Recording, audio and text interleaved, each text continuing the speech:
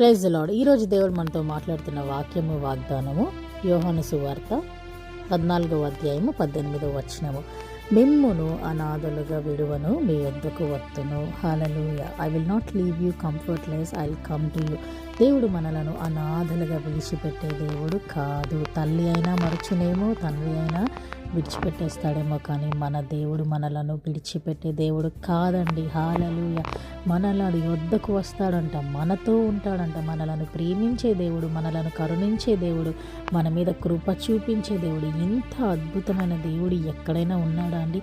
ఏ దేవుడైనా మానవుల కొరకు మరి చనిపోయి ప్రాణం పెట్టి వారి పాపములు కడగబడుట కొరకు, రక్షించుట కొరకు ఎవరైనా కలువరిలో సిలువలోని రక్తాన్ని కార్చారా అండి? మరి మన దేవుడు అండి, నిజమైన దేవుడు, సజీవుడైన దేవుడు.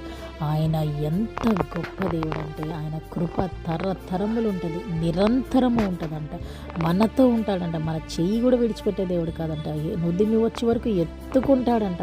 తల్లైనా విడిచిద్దేమో, తండ్రైనా విడిచిపోతాడేమో, కానీ మన దేవుడు మనలను విడిచిపెట్టే దేవుడు కాదండి. ప్రేమామయుడు, కరుణామయుడు, సకల ఆశీర్వాదాలకు కారణభూతుడు. ఇంత గొప్ప దేవుడిని మనం కలిగి ఉన్నందుకు మనము ఎంతగానో దేవుణ్ణి స్తుతించాలి. ఆయన కృప, ఆయన కనికరము, ఆయన ప్రేమను బట్టి ఎప్పుడు కూడా మనము ఆయనని స్తుతిస్తూనే ఉండాలి. May the lord bless you and give you peace. Have a fruitful day.